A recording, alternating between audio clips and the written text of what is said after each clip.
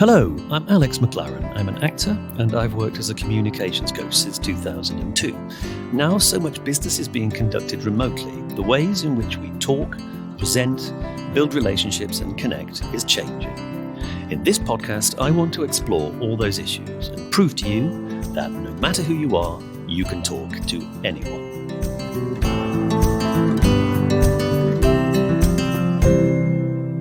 Hello and welcome to You Can Talk to Anyone, the podcast where we open the bonnet on the way we communicate. This week, I've called it The Rules of the Round. I'm Alex McLaren. I'm Tom Selinsky. And we are going to be discussing the question of the balance of debt in friendships. So, Tom, this is a question that I've sometimes found myself asking groups of people. What are the rules of buying rounds? The first time I went to pubs was when I was about 16 and 17, and I was at sixth form. Our college was in town in the middle of Preston. I had a bit of disposable income because I was working in a bookshop in Waterstones on Saturdays. And the local pub was the Blue Bell, Tom, which was a Sam Smith's pub. You were in London, so you won't believe this, but a pint was £1.16 for a pint of bitter. Obviously we were all young and poor and scraping together our pennies. And so if you bought a pint for 3 people and you, over the course of an evening, you drank 4 pints, which was possible in those days because I was younger, you basically had to have you have to have a fiver on you and you could have a night out. But we were also, I think you're just aware that we're all in the same boat and there needs to be a kind of an informal account book about who does what. And one way or another, you keep on top of it. Did you have the similar kind of system yourself? Yes, very similar. And I think it is striking that there are ways in which this just sort of finds its level and people have a sense of how many people there are, how much disposable income is sloshing around. You know, I think when very wealthy people go out for dinner, it just becomes somebody's turn to pay. Yes. And everyone's much more relaxed about it because even though the bill might be hundreds or even a small number of thousands of pounds, that's very within everybody's means. And there is a pleasant generosity about saying, I'll get this. Yes. So whereas if you and I went to dinner with half a dozen people to somewhere fancy, we would almost certainly split the bill. Or we might split it forensically, or we might split it equally. Again, I think as your income level rises a little bit, you're more inclined to say, let's just split it equally. When you have people who have very high net worth, somebody will just say, I'll get this. But if you are a bunch of school leavers going out for somebody's birthday and there's like a dozen of you, no one's going to say, I'll get this round. Yeah. Because no one person could afford to, because there's going to be 12 people there and maybe at most 6 rounds bought.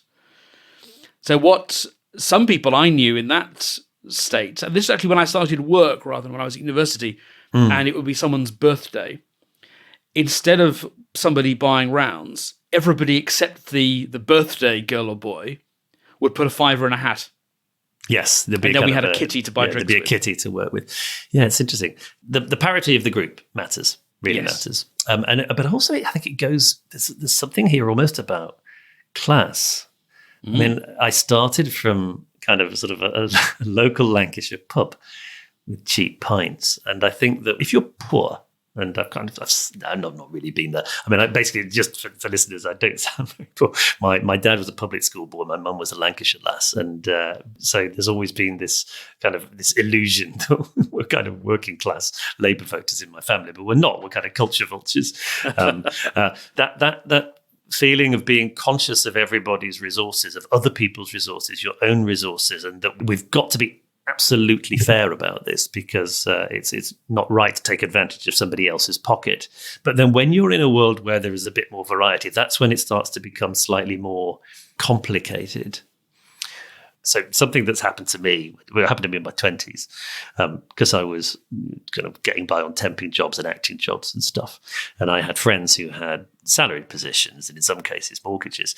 If somebody would invite you to a very expensive dinner, which was beyond your pocket, or they would invite you to an incredibly expensive stag weekend in a foreign country, and so you'd suddenly find yourself in situations way beyond your pocket, and that can put pressure, I think, on the relationship in ways that maybe the better off party in that circuit simply doesn't understand. Yes, as Douglas Adams said, assumptions are things you don't know you're making. And that's key. It may simply never have occurred to the wealthy inviter that some of the invitees don't have the same means that they do. And so it becomes very difficult to point this out, because on the one hand, you're saying, I don't have the resources that you do, which feels humiliating. On the other hand, you're saying, you should have known that, you're an arsehole, which feels aggressive.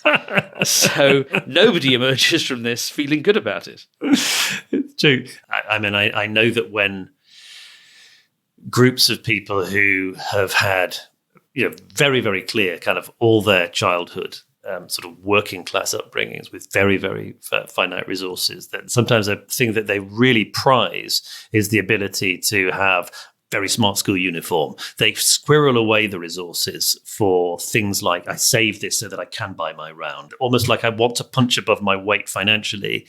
And I'm not going to let the circumstances interfere with that. And so when there's an imbalance, sometimes those people can be incredibly prickly. Reasonably, I fought hard for the freedom to operate within this world. And so when people try and kind of sort of help me out a little bit, it feels almost like, no, that pushes pride buttons that are painful. And I think I've occasionally had that sort of experience myself. This reminds me of another thing as well, which is apportioning credit.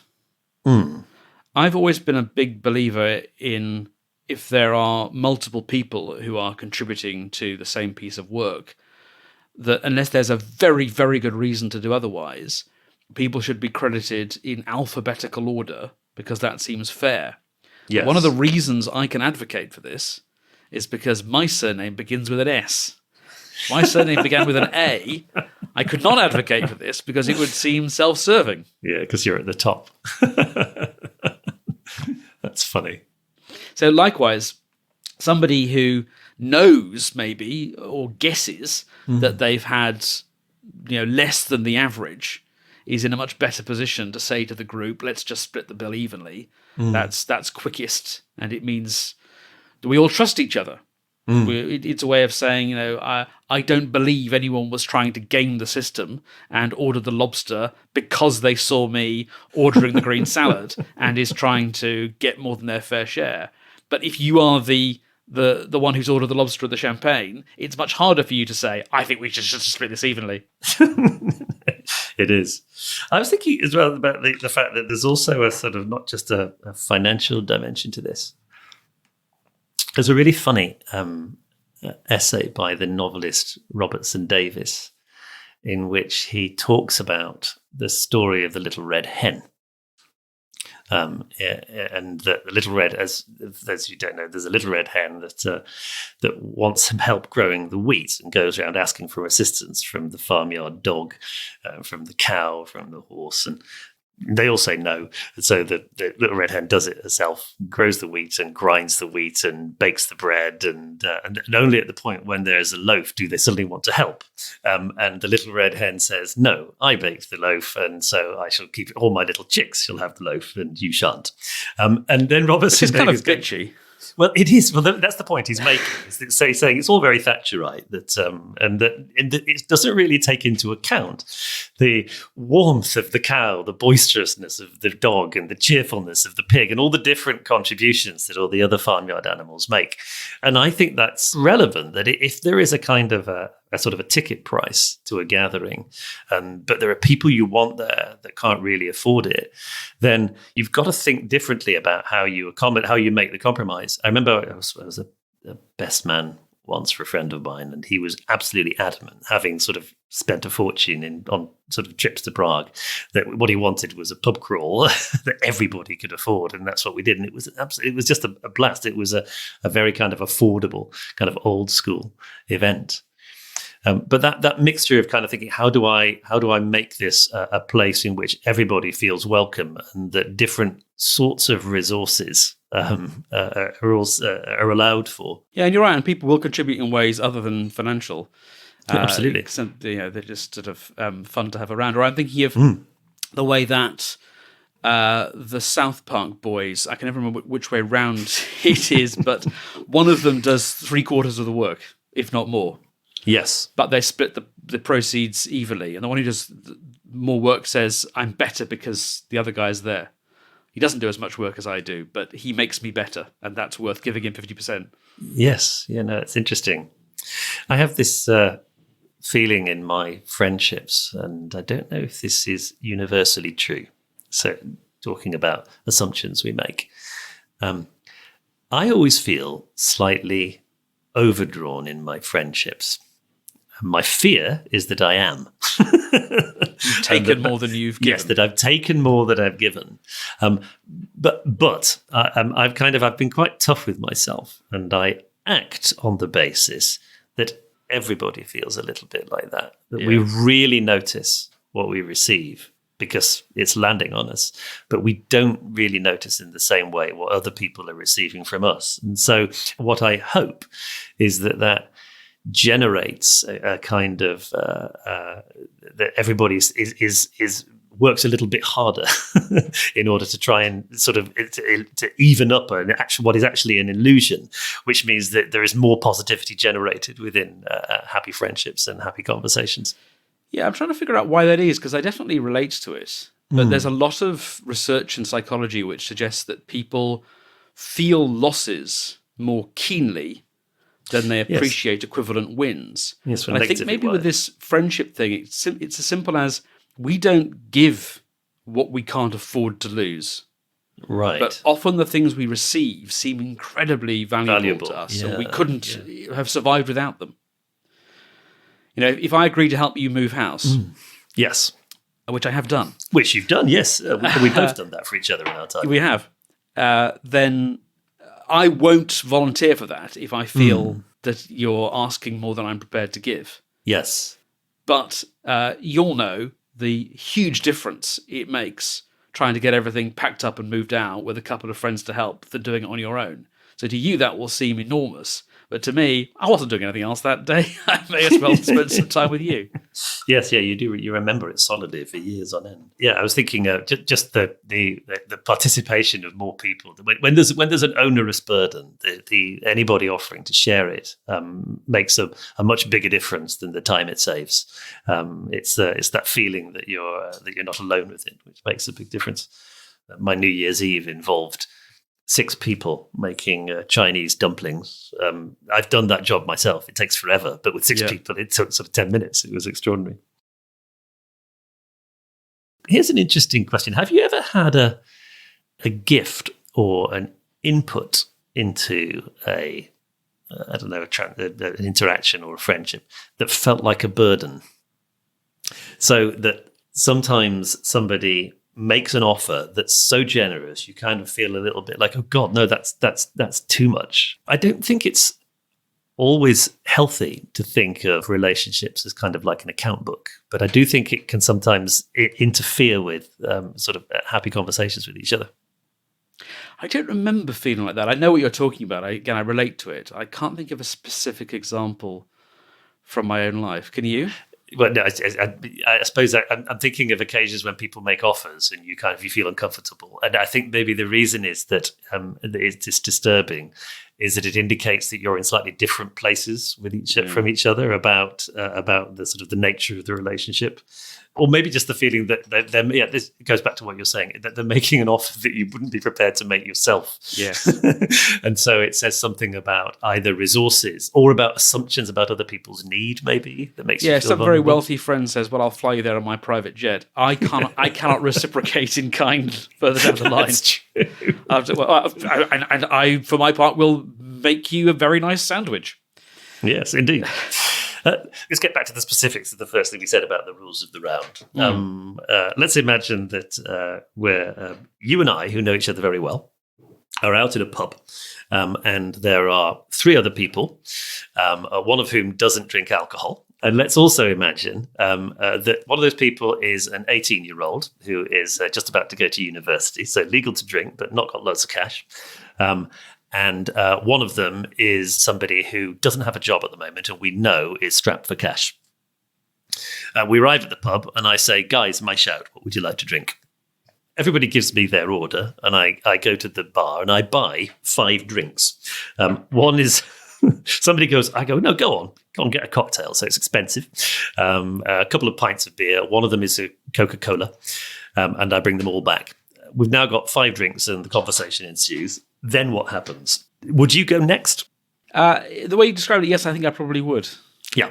I would be trying to, again, it sounds so calculating, but I'd be trying to sort of assess the buying power of the people around that table and try to go roughly in order. And hope not to get all the way down to the bottom, to the impoverished student. You got in first. Yes. That makes me very determined to go second. Yeah, cover the student, absolutely. What would you do if you absolutely knew that maybe if we didn't know each other well, and maybe it was kind of a group of strangers meeting us, and we'd gone to the pub afterwards, and we were introducing ourselves to each other. Would you insist on going first? Well, there is almost how hard would you push? There is almost this sort of race to see who can get there first, isn't there? Yeah. And yet, I would be a competitor in that race. It's more important for me for other people to see me as generous than it is for me to hoard my pennies. We really are kind of washing our bank account linen in public. I was just wondering. I'm trying to think of occasions when you've had to explicitly say, "Guys, I can't be part of the round game." Have you ever had to do that? Or I'm not staying for long enough to work our way round this circle of 5. So I know I'm going to have to leave this group because you got in first without reciprocating, and so it will sit there on the ledger. If we don't know each other well, potentially forever, then we just have to live with that. Yeah, I think on the occasions that's happened, I have just sort of accepted the drink that someone else bought me, and then slunk off into the night, hoping it won't come back to haunt me. I think this is what's so fascinating to me, is that something of which should be about kind of benevolence and sharing can often leave people with these sort of emotional kind of bruises, which take some time to fade. But I guess what I'm hoping is that other people will see that offer the way I tend to see it myself, which is I've offered to buy a drink, not because I think the number of drinks consumed by me should equal the number of drinks bought by me. Because if that was my goal, I would just say everybody buys their own drink. I've offered to buy a drink because it makes me feel good to be ostentatiously generous. Have you ever? This is really fun for me, just to kind of to look actually at what's going on behind the smiling, happy faces of people having a fun time at a party. Is that there's this? It's such a killjoy. It's true of everybody. Just let people have fun, Alex. Just let people have a good time. Occasionally I come across this. I've never done it, but occasionally you come across kind of either cultures or systems or even apps which can calculate how to make it easy to divide up the. When the iPhone App Store first launched, about half the apps on there were bill splitters and such things. So, why is that? What's so fraught about that? Because I remember seeing, God, this is an issue. Either these are people who go out for dinner in groups a lot, which is not something I'm doing all of the time, but I know that if it's something that you're doing very, very regularly, maybe I guess kind of young professionals in their 20s with a disposable income and living in a city, that this may be kind of happens so consistently it starts to be a problem. But I was also wondering, is it to do with a particular type of person? I'm talking about app developer brains. It could be. What if you are the person that doesn't eat 3 courses and cheese and port? You just don't like to do that at dinner.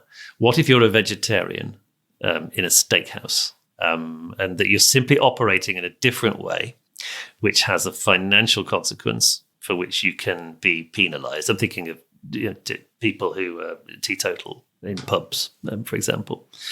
I think that presents people with a particular kind of issue that other people need to be conscious of as well as they do.